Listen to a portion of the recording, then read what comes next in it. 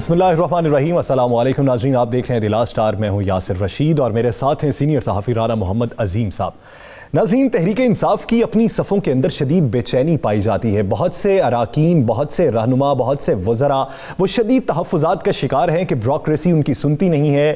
ان کے حلقوں کے مسائل بھی ہیں، وہاں پہ جو کارکنان ہیں وہ ان سے سوالات کرتے ہیں، انہیں اپنا منہ چھپانا پڑتا ہے، اور آئے دن کی بے روزگاری اور بڑھتی ہوئی مہنگائی کے حوالے سے بھی انہیں تحفظات ہیں۔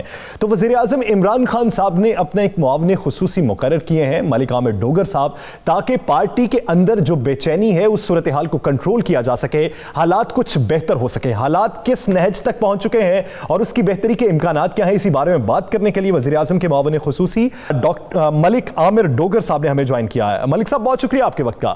ملک صاحب، آپ کو جو ٹاسک دیا گیا، سب سے پہلے تو آپ مبارکباد کے مستحق ہیں کہ ایک منصب آپ کو دیا گیا۔ جو ٹاسک آپ کو ملا ہے وزیر اعظم کی جانب سے، وہ کتنا مشکل ٹاسک ہے؟ بسم اللہ الرحمن الرحیم۔ جی، میں سب سے پہلے آپ کا شکر گزار ہوں کہ آپ نے اس اہم موضوع پر مجھے بات کرنے کا موقع دیا۔ پہلے جو آپ نے ابتدائیے میں کہا کہ بہت بے چینی ہے اور حالات اس نہج پر پہنچ گئے ہیں، ایسی کوئی پی ٹی آئی کے اندر بے چینی نہیں ہے، نہ اراکین اسمبلی میں، نہ پارٹی کارکنوں میں، نہ پارٹی عہدیداروں میں۔ پوری پارلیمانی پارٹی پاکستان تحریک انصاف کے کارکن، عہدیداران اپنے لیڈر عمران خان کی قیادت پر متحد ہیں، فخر محسوس کرتے ہیں، ہم پہلے سے زیادہ مضبوط ہیں، اور گلگت بلتستان کے الیکشن نے ایک بار پھر پاکستان کی مجموعی طور پر سیاسی فضا کو تبدیل کیا ہے، اور جو پی ڈی ایم کا بیانیہ ہے اس کو مسترد کر کے یہ ثابت کیا ہے کہ گلگت سے لے کر کراچی تک آج اگر پاکستان کا کوئی مقبول لیڈر ہے تو وہ صرف عمران خان ہے۔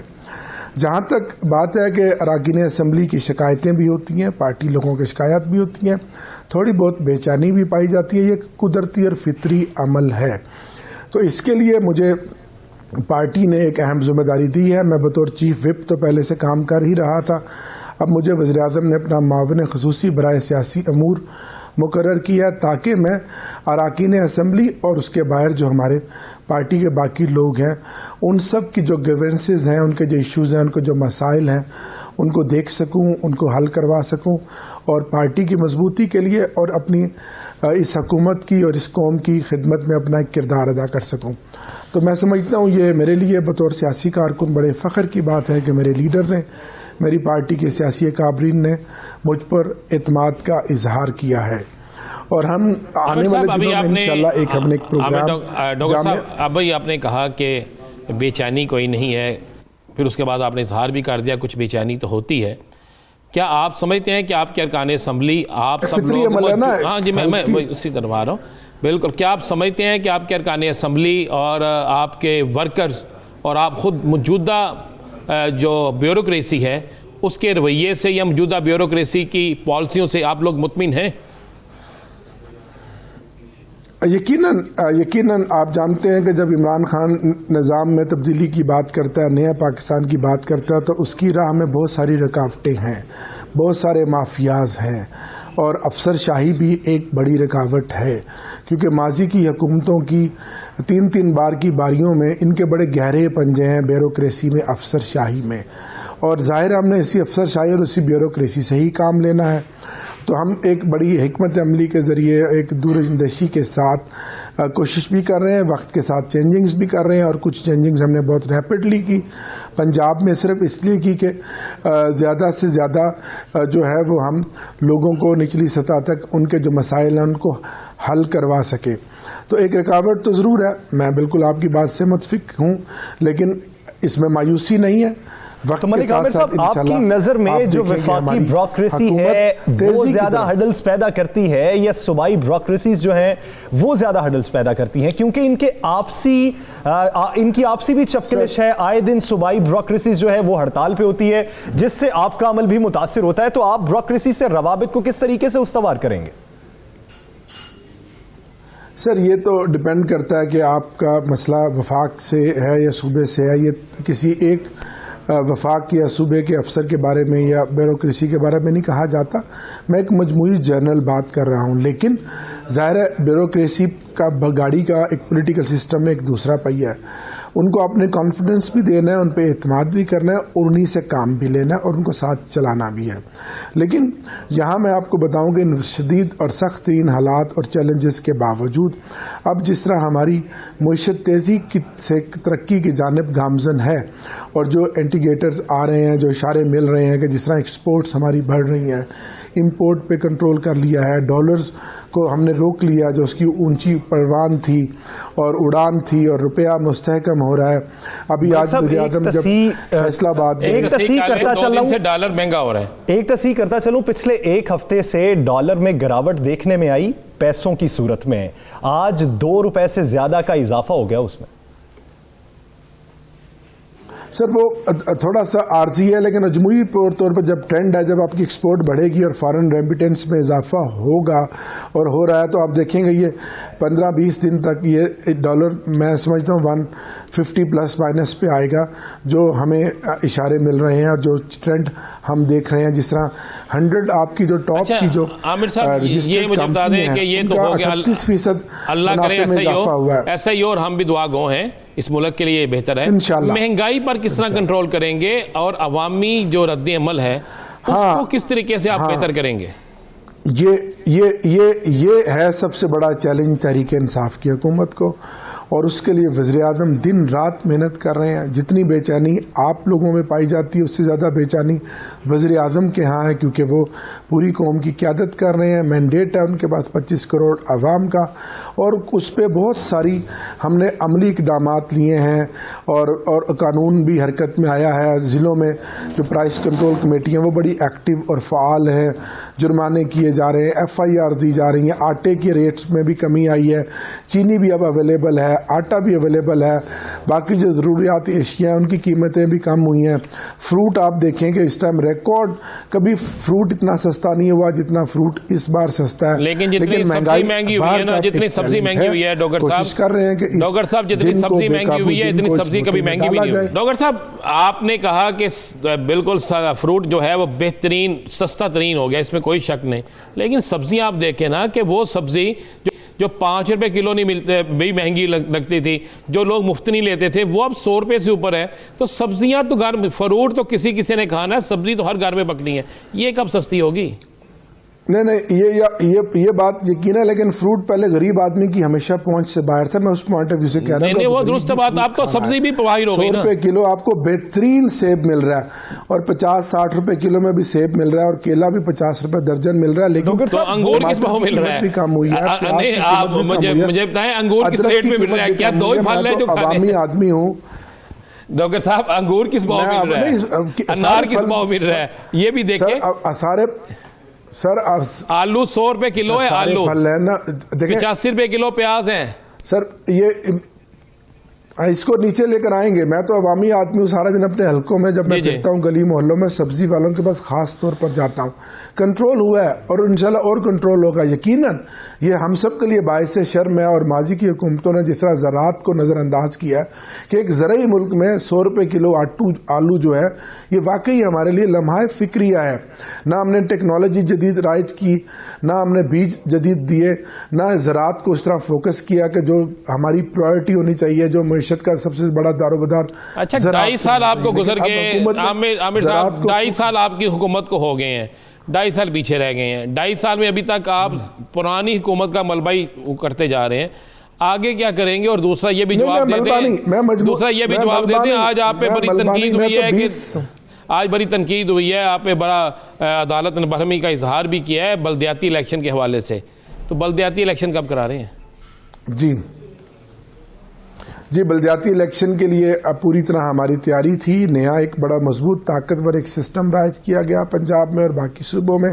اختیارات کو عملی طور پر نیچے منتقل کیا گیا, اور سب سے بڑا ایک بہت بڑا ایک انقلابی اور تاریخی کام جو عمران خان ہی کر سکتا تھا کہ ڈائریکٹ الیکشن کی بات ہوئی. اور اس طرح کل انہوں نے الیکٹرول ریفارمز کی بات کی کہ سینٹ کے الیکشن آپ کے ساتھ بیٹھنے کو تیار ہی نہیں ہے. ملک عامر ڈوگر صاحب, اپوزیشن سے کس طریقے سے نمٹیں گے؟ آپ نے اپنے جلسے تو کر دیے منسوخ, اپوزیشن اجازت نہ ملنے کے باوجود بھی جلسے کر رہی ہے, PDM بڑے جلسے کرے گی, اس سے کیسے نمٹیں گے؟ پولیٹیکل موو میں چینج کیا لائیں گے؟ دیکھیں دیکھیں ریاست کی تو ذمہ داری ہے عوام کی جان مال اور صحت کا خیال رکھنا، یہ ہماری ذمہ داری ہے. اور یہ کرونا کی جو دوسری لہر ہے یہ انتہائی خطرناک اور مہلک ہے. میرے اپنے قریب و جوار میں دوستوں عزیزوں میں دیکھ رہا ہوں کہ ہر تیسرا آدمی جب انفیکٹ ہوتا ہے اس کو سیدھا آکسیجن کا ایشو بنتا ہے یا وہ سیدھا وینٹیلیٹر پہ جا رہا ہے. میں خود بھی پہلے فیز میں انفیکٹ ہوا تھا، مجھے بھی کرونا ہوا تھا، لیکن یہ بہت شدید ہے کیونکہ کرونا نے اپنی رنگ اور شکل بدل لی ہے. تو حکومت کی تو پوری کوشش ہوگی کہ اگر ہم کنٹرول نہ کریں تو پھر بھی ہم پر ملبہ گرے گا کہ جی دیکھیں حکومت نے کھلا چھوڑ دیا اور عوام کو مرنے دیا. تو دیکھیں ہم تو اس وقت بہت ویک وکٹ پہ ہیں اور سب سے بڑے کی جو کوششیں ہیں جو ہمیں سننے کو ملتی ہیں، جن امیدوں کا اظہار کیا جاتا ہے، جو وعدے کیے جاتے ہیں اور مستقبل کی جو تصویر دکھائی جاتی ہے، امید کرتے ہیں کہ بقیہ 2.5 سالوں میں وہ تصویر عملی شکل میں ہمارے سامنے موجود ہو، عوام بھی سکھ کا سانس لیں، جو وعدے کیے گئے وہ تمام پورے ہوں. بہت شکریہ ملک عامر ڈوگر صاحب اس اپنا وقت دینے کے لیے. ناظرین دیگر ایشوز پر بات کریں گے ایک شارٹ بریک کے بعد. اسٹے ود اس.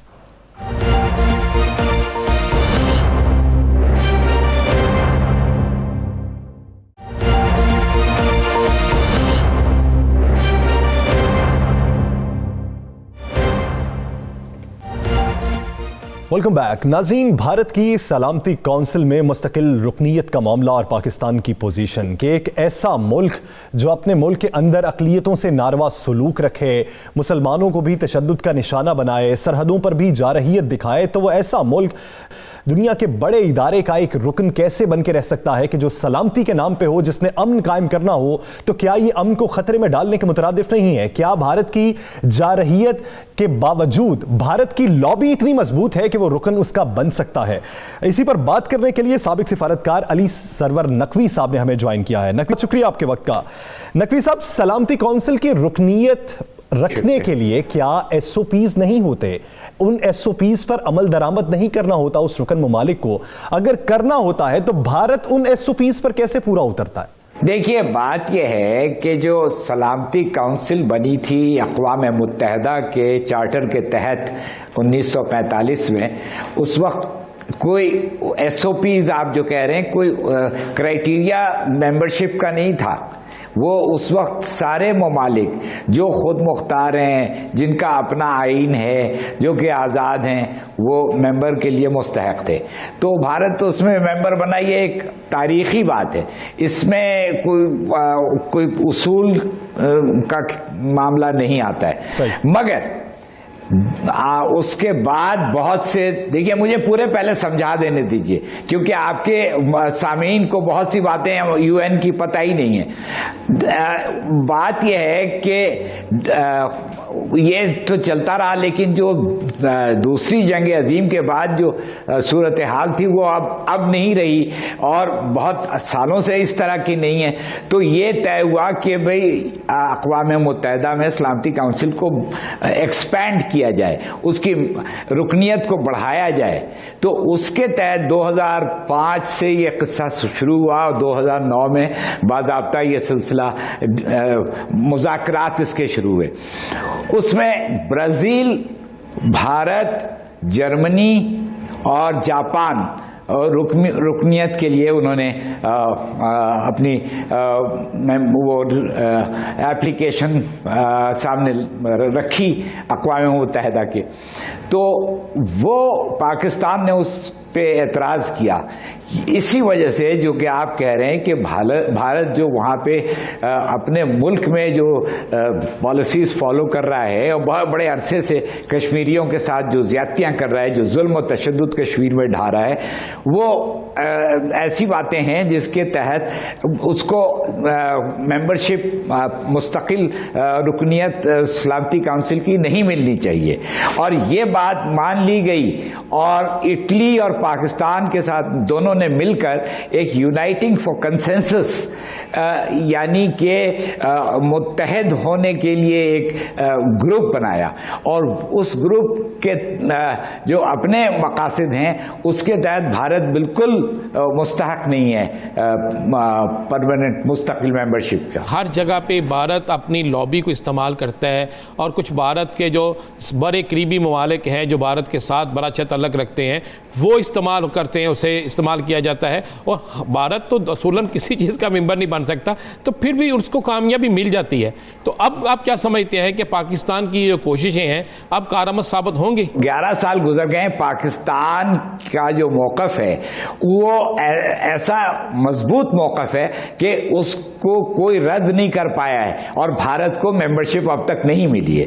تو یہ ایک شعبہ ہے، یہ ایک معاملہ ہے جس میں پاکستان کو بہت کامیابی ہوئی ہے، کیونکہ بھارت کو وہ ممبر نہیں ہونے دے، بھارت کو ہونے نہیں دیا۔ غیر ملکی سفراء کو دفتر خارجہ بلا کے بھارت کو دیے گئے ڈوزیئر پر بریفنگ دینا، یہ کس حد تک عالمی سطح پر بھارت کا امیج تبدیل کرنے میں سود مند ثابت ہوگا؟ بھارت کے خلاف جو باتیں ہوئی ہیں وہ ایک کیس بن رہا ہے کہ بھارت کو مستقل ممبرشپ نہیں دی جائے، اور یہ اس میں پاکستان کا بہت کلیدی کردار رہا ہے۔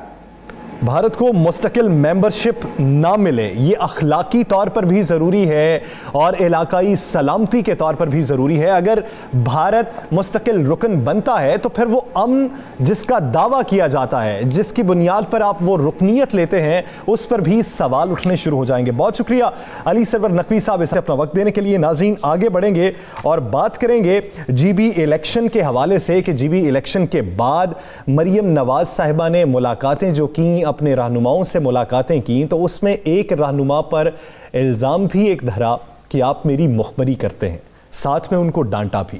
ڈانٹنے کے بعد جو رد عمل سامنے آیا، بہت سے دیگر رہنما ایسے ہیں جو اب خائف دکھائی دیتے ہیں۔ رانا صاحب، اصل میں کہانی ہے کیا یہ جی بی الیکشن کے بعد کی ملاقات ہے یا اس سے پہلے کی ملاقات؟ ملاقات جی بی الیکشن کے بعد کی ہے، لیکن یہ جو محترمہ ہیں ان کا جو غصہ ہے وہ جی بی الیکشن سے پہلے تھا، اور جی بی الیکشن میں شکست کے بعد غصہ بھر گیا۔ جب غصہ بھر جاتا ہے تو اس کے بعد ایک اجلاس میں وہ باقاعدہ نام لیتی ہیں چند مسلم لیگ نون کے رہنماؤں کے، جن میں لاہور کے بھی رہنما شامل ہوتے ہیں، دیگر شہروں کے بھی شامل ہوتے ہیں۔ ان کے نام لے کر کہتی ہیں کہ یہ لوگ جو ہیں یہ ہمارے اندر کی رپورٹ کسی جگہ پہنچاتے ہیں۔ اس سے پوچھا ہے کس جگہ پہنچاتے ہیں؟ ان کے اس جگہ پہنچاتے ہیں جہاں نہیں پہنچنی چاہیے، اور ساتھ میں وہ کہتی ہے کہ جی لاہور کے جلسے کے جو جلسہ لاہور کا جلسہ ہے اس میں بھی مجھے پنجاب کے کچھ لوگ ایکٹیو نظر نہیں آ رہے۔ وہ مثلا وہ اشارہ دیتی ہیں، پھر اشارہ دیتے دیتے وہ ایک نہیں دو لاہور کے اہم ترین افراد کے خلاف بات کرتی ہیں، کھل کے کرتی ہیں، کہتے ہیں کہ یہ دو جو افراد ہیں یہ بھی مجھے لگ رہا ہے کہ یہ ہمارے ساتھ ٹھیک نہیں ہے، یہ ایک مخبر کا رول بھی ادا کر رہے ہیں، اور ساتھ وہ کہتی ہیں کہ یہ ہو سکتا ہے یہ غدار کا رول بھی ادا کریں۔ یہ اس ساری گفتگو کے بعد ایک میٹنگ ہوتی ہے جس میں ان لوگوں میں سے ایک شخص موجود ہوتا ہے، اور اس ایک شخص کو وہ بڑا اہم رکن اسمبلی ہے اور اس کی بڑی خدمات ہیں، اس کو باقاعدہ جو مریم صاحبہ ہیں وہ ڈانٹتی ہیں، اور ڈانٹ کر یہ کہا جاتا ہے کہ آگے آپ سوچ لیں کہ آپ ہمارے امیدوار نہیں ہیں، اور اس طریقے سے ان سے پیش آتی ہے کہ وہ شخص جو ہے سر جھکا کے وہاں سے چلا جاتا ہے۔ اب اس کے بعد ایک اجلاس ہوتا ہے لاہور شہر کے اندر 5 بروں کا، اس 5 بروں کے اجلاس میں یہی چیز ڈسکس ہوتی ہے۔ تو اس اجلاس کے اندر ایک نون لیگ کا اہم ترین رہنما، میں آپ کو یہ بالکل بتا رہا ہوں، فائٹر رہنما بلکہ آپ کہہ دیں، ایک فائٹر رہنما جو ہے وہ کہتا ہے کہ اگر یہی رویہ رہا تو میں انتظار نہیں کروں گا، میں پارٹی تو نہیں چھوڑوں گا، مگر اس رویے کے خلاف اور اس بیانیے کے خلاف کھل کے سامنے آ جاؤں گا۔ تو آنے والے دنوں میں جو ہمیں نظر آ رہا ہے کہ جہاں پر پہلے تو ہمیں پتہ چلا کہ باہر سے کوئی نہ کوئی چھوڑ کے جا رہا ہے، کسی اور شہر سے جا رہا ہے، کسی صوبے سے بہت سے لوگ چھوڑ کے جا رہے ہیں، اب آنے والے دنوں میں جس کو یہ اپنا گھر کہتے ہیں لاہور، اس میں سے اہم ترین افراد جو ہیں ان کے بیانیے کی کھل کر مخالفت کرتے آپ کو نظر آئیں گے۔ ناظرین دیگر ایشوز پر بات کریں گے بریک کے بعد، اسٹے ود اس۔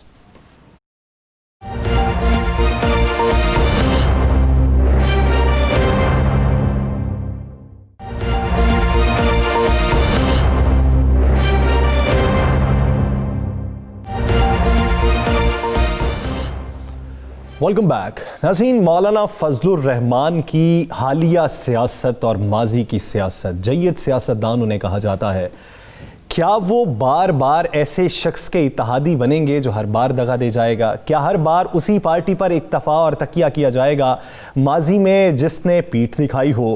حالیہ صورتحال میں کوئی بھی پارٹی کا رہنما ایسا نہیں ہے جو ایک دوسرے سے میڈیا پر آ کر اختلاف رکھتا ہو، لیکن حقائق کچھ ایسے ہیں کہ اختلافات در حقیقت موجود ہیں۔ آج اسی ایشو پر بات کرنے کے لیے جمعیت علماء اسلام فے کے سینئر رہنما مولانا عبدالغفور حیدری صاحب نے ہمیں جوائن کیا ہے۔ حیدری صاحب بہت شکریہ آپ کے وقت کا۔ حیدری صاحب، اپنے جن اتحادیوں سے جس حد تک توقعات تھیں، کیا پی ڈی ایم میں شامل کوئی ایسا اتحادی ہے جو آپ کی توقعات کے برخلاف گیا ہو؟ بسم اللہ الرحمن الرحیم۔ دیکھیے، پی ڈی ایم ایک تحریک ہے، اور تحریک جو ہے وہ مشترکات پر وجود میں آتی ہے۔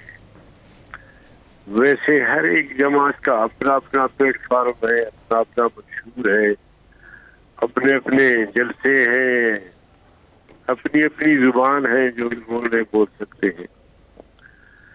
تو جب سے پی ڈی ایم بنی ہے اس وقت سے کی کوشش یہ رہی ہے کہ بیانوں میں ہم آہنگی ہونی چاہیے، اور اللہ کے فضل و کرم سے کسی حد تک اس میں ہم سب کامیاب ہوئے ہیں، اور ہماری کوشش یہ ہوتی ہے کہ کوئی تضاد کی بات نہ آئے، اور ہمارا اصل جو ہدف ہے وہ موجودہ سلیکٹڈ حکومت ہے، اس کو گرانا ہے۔ تو اس میں میرے خیال میں کسی کی دو رائے نہیں ہے، اور اس کے نتیجے میں صاف شفاف الیکشن چاہتے ہیں، آئین کی پاسداری چاہتے ہیں۔ تو یہ کچھ ایسی نکات ہیں کہ اس پر کوئی دو رائے نہیں ہے۔ عبدالغفور حیدری صاحب، آپ نے کہا اس پہ کوئی دو رائے نہیں ہے، حکومت کو گرانا ہے اور نئے الیکشن کرانے ہیں۔ تو حکومت کو گرانے کے لیے تو آپ کے پاس ایک بڑا بہترین حل ہے، استعفوں والا۔ تو پھر اس حل کو سب سے آخر میں کیوں استعمال کر رہے ہیں؟ اور دوسرا، مسلم لیگ نون انڈیپینڈنٹ جلسے کرنا کو شروع ہو گئی۔ دیکھیں، یہ ہم بھی کر رہے ہوتے ہیں، ہمارے بھی جلسے ہوتے ہیں، وہ بھی کر رہے ہوتے ہیں، پیپلز پارٹی نے بھی جلسے کیے ہیں۔ جہاں تک آپ استعفوں کی بات کر رہے ہیں، ہمارے سامنے یہ سارے آپشن ہیں۔ جل بھرو تحریک بھی ہے، اسلام آباد کی طرف لانگ مارچ بھی ہے، استعفوں کی بات بھی ہے۔ تو یہ پتے ہم موقع بموقع کھیلیں گے۔ ہم جب ضرور سمجھیں گے کہ وہ استعفوں کی باری ہے تو شاید اس سے بھی کوئی دریغ نہ کرے۔ اچھا، وہ آپ کے ایک بڑے درینہ ساتھی، آپ کے درینہ ساتھی حیدری صاحب، ایک سیکنڈ میں بات ہو۔ تو اس لیے ہم سمجھتے ہیں، ظاہر ہے کہ دیکھیے جی، 12 پارٹیاں ہیں، ان سب کو ایک پیج پہ لانا، خاص طور پہ استعفوں کے مسئلے پہ، اس میں ہو سکتا ہے تھوڑا سا ٹائم لگے ہمیں، لیکن اینڈ میں جا کے فیصلہ یہی ہونا ہوگا کہ اب آخری جو ہتھوڑا ہے وہ استعفوں کا ہتھوڑا ہے، اور وہی ہمیں چلیں جی، وہ تو جو آپ استعمال کریں گے ہتھیار کے طور پہ یا ہتھوڑا استعمال کریں گے، مجھے یہ بتا دیں کہ آپ کے بڑے درینہ ساتھی، آپ کے قریبی ساتھی، بڑے اہم ایکٹیو رہے ہیں آپ کے ساتھ، حافظ حسین احمد صاحب، ان کو میاں نواز شریف کے حوالے سے کچھ کہنے پر پارٹی کے اہم عہدے سے ہٹا دیا گیا۔ دیکھیے، یہ ہمارے انٹرنل معاملات ہیں۔ میں سمجھتا ہوں کہ انٹرنل معاملات پر کسی اینکر کو، کسی دوست کو حق نہیں پہنچتا کہ وہ ٹھیک مولانا صاحب، ایسے سوالات چلیں یہ اندرونی معاملات ہوں گے، اس پہ بات نہیں کرتے۔ آپ گلگت بلتستان کے حوالے سے پوچھیں۔ چلیں مولانا صاحب، گلگت بلتستان پہ ہی آ جاتے ہیں۔ آپ نے یہ بات کی کہ ایجنڈے میں شامل ہے شفاف انتخابات، دونوں جماعتیں اسی پی ڈی ایم میں موجود ہیں۔ پاکستان مسلم لیگ نون کے سابق وزیر الزامات لگاتے ہیں پاکستان پیپلز پارٹی پہ کہ انہوں نے ریاستی وسائل کا استعمال کیا، کروڑوں روپے پھونک دیے، اور دھاندلی کا بھی الزام لگایا، اور ساتھ ہی ساتھ انہوں نے یہ بھی الزام لگایا کہ نواز شریف کے خلاف وعدہ معاف گواہ بن گئے پاکستان پیپلز پارٹی کے چیئرمین بلاول بھٹو زرداری۔ آپ کیا رائے رکھتے ہیں اس پہ؟ دیکھیے، میں نے تقریباً کوئی 15-20 دن پہلے یہاں اسلام آباد میں پریس کانفرنس کر کے خبردار کیا تھا کہ شنید یہ ہے کہ گلگت بلتستان میں بھی 2018-25 جولائی کی تاریخ دہرائی جا رہی ہے، اور وہ بات صحیح ثابت ہوئی۔ میں خود 6 دن گلگت بلتستان میں رہا، اور وہاں جو صورتحال ہمارے سامنے آئی، بیلٹ باکس جو ہے وہ اپنے من پسند لوگوں کو تقسیم کیے گئے تھے، پوسٹل بیلٹ پیپر جو ہے وہ اگر کہیں 500 ہے تو 1500 انہوں نے چلا دیا۔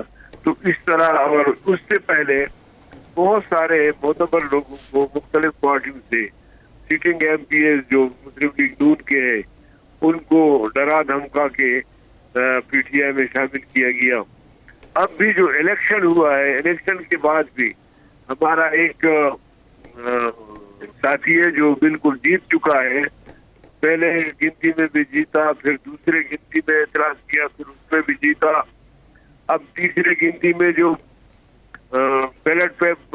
پوسٹل بیلٹ پیپر ہے اس میں بھی جیتا۔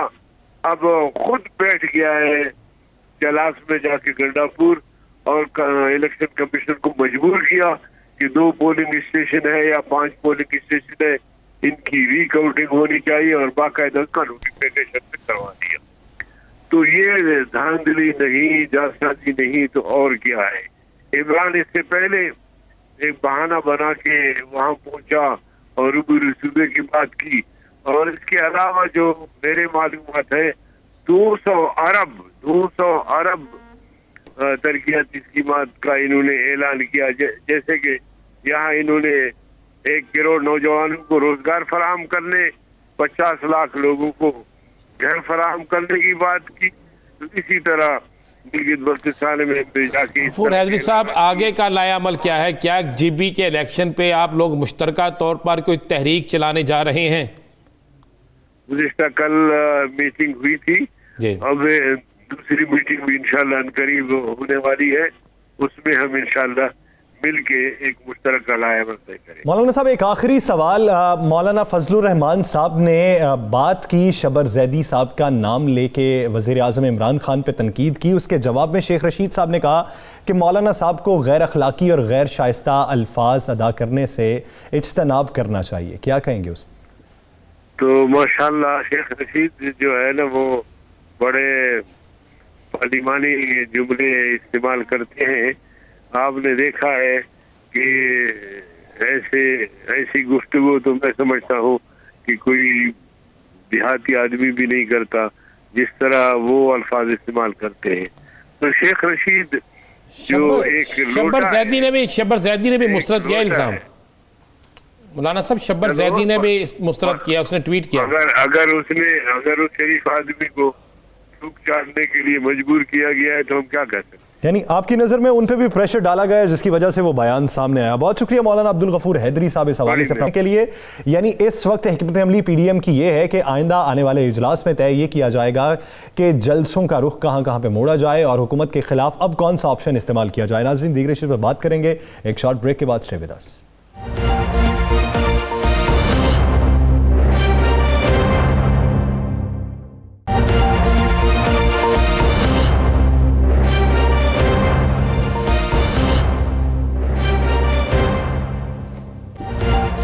ویلکم بیک ناظرین، گلگت بلتستان کے الیکشن کے بعد جو نتائج منظر عام پر آئے، ان نتائج کے بعد واضح اکثریت حاصل کرنے میں کوئی بھی پارٹی کامیاب نہیں رہی۔ شیخ رشید صاحب کا یہ کہنا تھا کہ اگر تھوڑی سمجھ بوجھ کر لیتے تو پاکستان مسلم لیگ نون اور پاکستان پیپلز پارٹی ابتدائی طور پر اتحاد کر لیتے تو صورتحال شاید کچھ مختلف ہوتی، لیکن نتائج آنے کے بعد آزاد امیدواروں کا فوری جو جھکاؤ ہے وہ وفاقی حکومت کی جانب ہو جانا، اس میں پاکستان پیپلز پارٹی نے کتنی کوششیں کی، پاکستان مسلم لیگ نون نے کتنی کوششیں کی، اسی پر بات کرنے کے لیے پاکستان پیپلز پارٹی کی رہنما سسی پلیجو صاحبہ بھی ہمیں جوائن کریں گی۔ سب سے پہلے رانا صاحب آپ کی جانب آؤ۔ جی بھی الیکشن میں آزاد امیدواروں نے کیا کسی سے پاکستان پیپلز پارٹی یا پی ایم ایل این میں سے کسی نے ان سے رابطہ نہیں کیا، کسی نے بات کرنے کی کوشش نہیں کی کہ آپ ہماری طرف آ جائیں؟ نہیں ایسی بات نہیں ہے۔ اصل میں آپ کو وہ چیز بتاتا ہوں جو بالکل حقائق ہے۔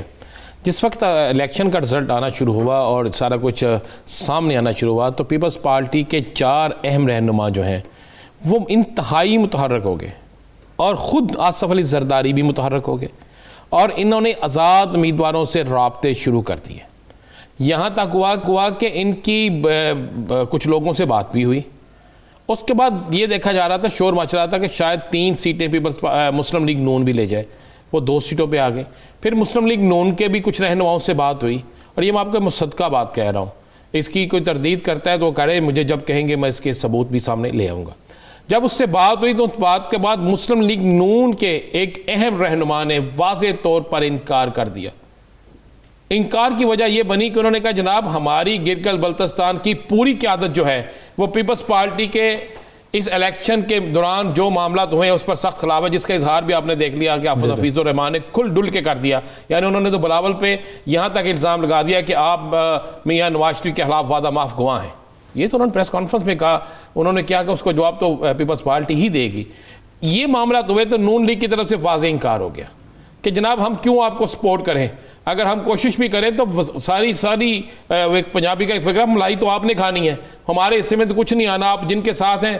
کچھ بڑی سخت سی باتیں کی گئی, اور اس ساری سخت گفتگو جو ہے اس کے بعد وہ پلان جو تھا ایک مشترکہ پلان وہ فلاپ ہو گیا, جس کے بعد سیکنڈ رابطے جو ہیں پھر پی ٹی آئی نے کیے. یہ ایک نیچرلی طور پہ ہوتا ہے کہ وفاقی حکومت کے ساتھ ہی زیادہ لوگ جاتے ہیں, لیکن گیم چینجر کے طور پر آصف علی زرداری صاحب سے بڑھ کے گیم چینجر کوئی نہیں ہے.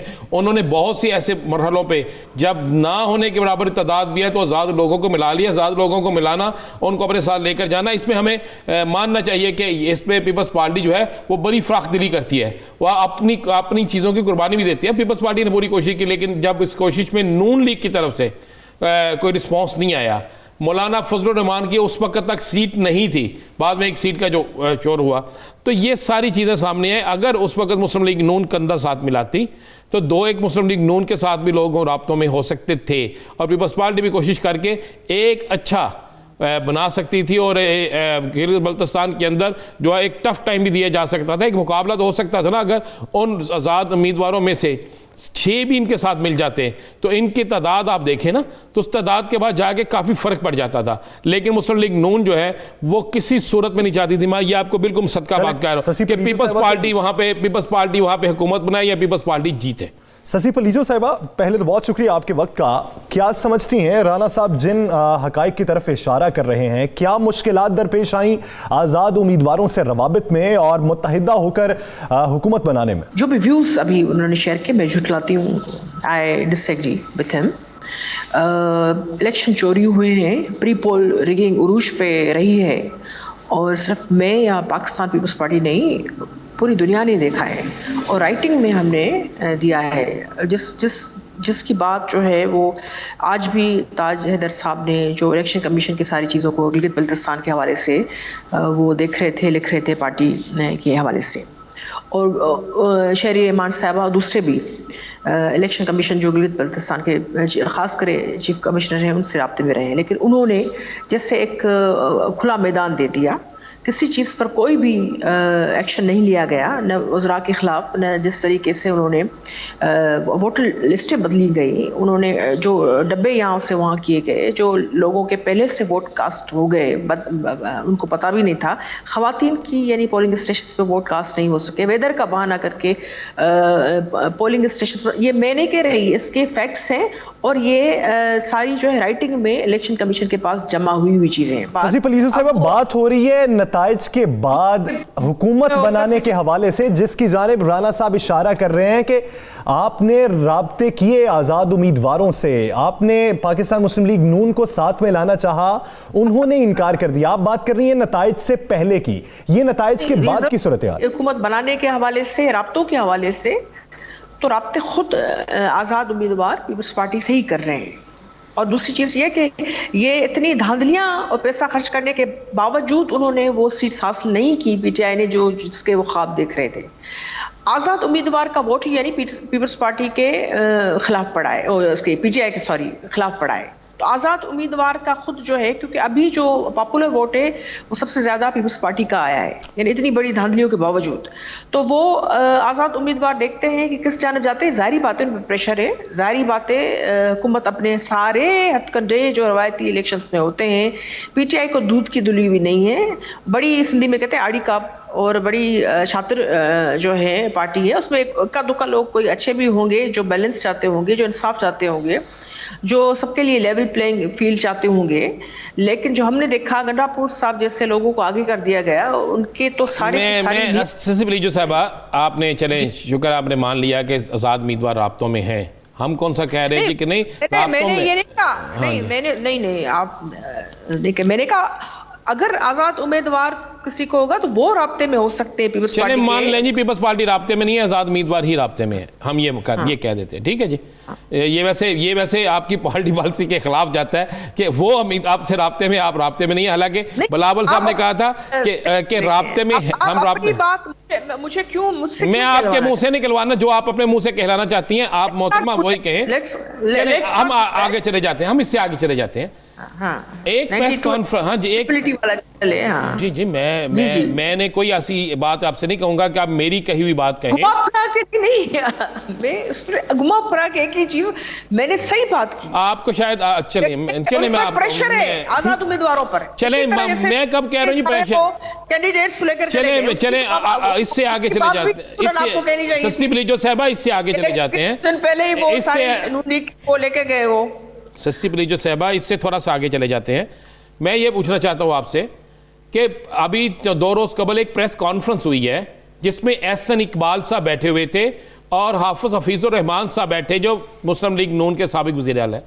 انہوں نے کہا جی بلاول بھٹو زرداری صاحب کو کہا ہے کہ یہ میاں نواز شریف کے خلاف وعدہ معاف گواہ بن رہے تھے, انہوں نے کروڑوں روپے خرچ کیے ہیں سندھ حکومت کے وزراء نے یہاں پہ آگے کیا ہے اور آ کر یہاں پہ الیکشن کا بیڑا غرق کرنے کی کوشش کی ہے.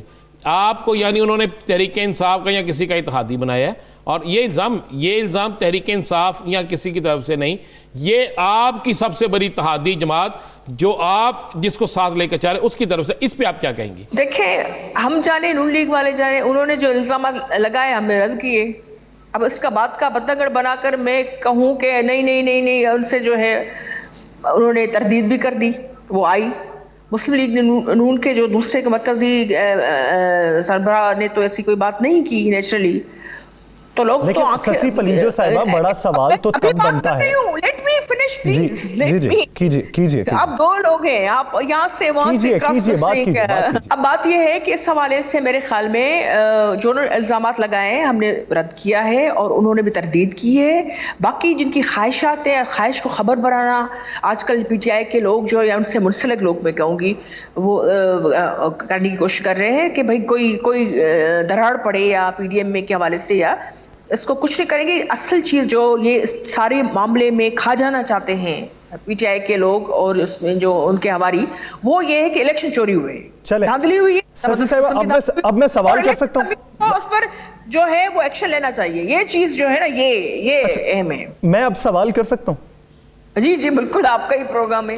احسن اقبال صاحب مرکزی رہنماؤں میں شامل ہوتے ہیں پاکستان مسلم لیگ نون میں. احسن اقبال صاحب ساتھ بیٹھے ہوں, اب وہ کوئی علاقے کا رہنما نہیں ہے جو الزامات لگا رہا ہے, وہ کوئی نیا امیدوار نہیں ہے جو الزامات لگا رہا ہے, سابق وزیر اعلیٰ رہ چکا ہے جس طرح آپ کے سید مہدی شاہ صاحب ہیں. اب وہ الزامات لگاتے ہیں, اس پر احسن اقبال صاحب کی خاموشی کو ہاں سمجھا جاتا ہے یا تردید سمجھا جاتا ہے؟ یہ اب عوام بہتر سمجھتی ہے یا آپ بہتر سمجھتے ہیں؟ بھائی جب نون لیگ نے تردید کر دی ہے, انہوں نے کہا ہے, اور ہم نے جو ہے ساری چیز کو رد کیا جو الزامات انہوں نے لگائے. چلیں اب اجازت ہے, ایک سوال کی اجازت ہے جی, ایک سوال کی. اب سارا پروگرام احسن اقبال نہیں احسن اقبال کو چھوڑ دیتے ہیں جی. آپ چاہیں چلیں اگلی بات کر لیتے ہیں. چلیں آپ نہ ہو جی, اگلی بات کر لیتے ہیں. سسیپلیجو صاحب اگلی بات کر لیتے ہیں. ہم آگے سے کوشش کریں گے آپ سے سوال لے لیں, اسی کا آپ کو وہی سوال کریں تاکہ آپ کو ناگوار نہ گزرے کوئی چیز. چلیں آپ سے ایک سوال کر لیتے ہیں. آپ نے جی آپ ایک سوال کرنا میں چاہوں گا. ایک رپورٹ آئی ہے, سندھ حکومت بھی ایک رپورٹ تیار مرتب کر رہی ہے آئی جی کے حوالے سے, اور ایک رپورٹ جو ہے وہ پاکستان کے سب سے بڑے اہم حساس ادارے نے تیار کی, جس پر آپ کی حکومت سندھ حکومت نے اسے اپریشیٹ کیا, جس پر بلاول بھٹو زرداری صاحب نے اسے اپریشیٹ کیا اور اس پہ اسے کہا یہ بہت اچھا ہے. لیکن اس رپورٹ کو مسترد کیا ہے مسلم لیگ نون کی مرکزی قیادت نے. اب میں گلگت بلتستان کے وزیر اعلیٰ کا نام نہیں لے رہا, میاں نواز شریف نے اور مریم صاحبہ نے. کیا یہ بھی معاملہ آپ کا اور پیپلز پارٹی کا ہے, نون لیگ کا ہے؟ اس پہ ہم سوال کر سکتے ہیں، اس پہ آپ کیا کہیں گے؟ اب ایک رپورٹ کے جواب آ گیا، چیف آف آرمی صاحب نے جو نوٹس لیا تھا چیئرمین بلاول صاحب کے جو کہنے پر، اور جو انہوں نے کہا، میرے خیال میں وہ رپورٹ آئی، اس کو تو بالکل ہم نے خیر مختم کیا ہے، اس میں کوئی ڈھکی چھپی بات نہیں ہے، اپریشیٹ کیا ہم نے۔ اب مسلم لیگ نون دیکھیں ان کا وہ ایک، میں پہلے بھی آپ ہی کی پروگرام میں نے کہا تھا، ایک متاثر وہ پارٹی کریں یا لوگ کہیں، کسی بھی کیس میں جو متاثر لوگ ہوتے ہیں آخر تک ان کے کوسچنز رہ جاتے ہیں، وہ ہر چیز کے حوالے سے وہ بڑے سینسٹیو ہوتے ہیں۔ چلیں آپ کے نزدیک وہ زیادہ متاثرہ ہیں جس کی وجہ سے جواب دینے دینا، یہ بڑی اہم چیز ہے، یہ ایسا مت کریں، اور اس حکومت کے حوالے سے بھی بات ہے۔ اب یہ ہے کہ یہ 2-3 جو ہے وہ انویسٹیگیشن چل رہی تھی اس حوالے سے، اب وہ ان کا پورا اختیار ہے کہ وہ کسی چیز پہ کیا ان کی سیٹسفیکشن کیسے ہوتی ہے۔ بہت شکریہ ششی پلیجو صاحبہ اس حوالے سے اپنا وقت دینے کے لیے۔ ناظرین، دی لاسٹ سٹار سے مجھے اور رانا عظیم صاحب کو دیجیے اجازت، اللہ نے کے بعد۔